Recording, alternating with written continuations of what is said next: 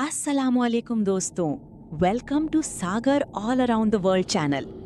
सोचो जरा, अगर आज से हजारों नहीं बल्कि करोड़ों साल पहले के क्रीचर्स आज जिंदा होते तो दुनिया कितनी डिफरेंट होती।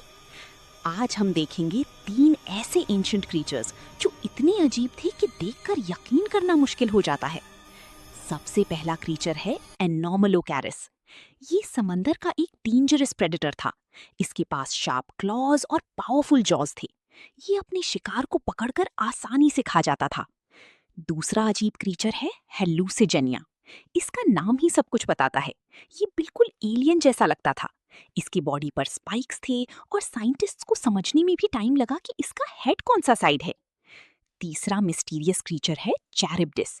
ये एक एंशिएंट सी मॉन्स्टर माना जाता था जो समंदर में बड़ी व्हर्लपूल्स क्रिएट करता था। सेलर्स इससे बहुत डरते थे क्योंकि ये पूरी शिप्स को निगल सकता था।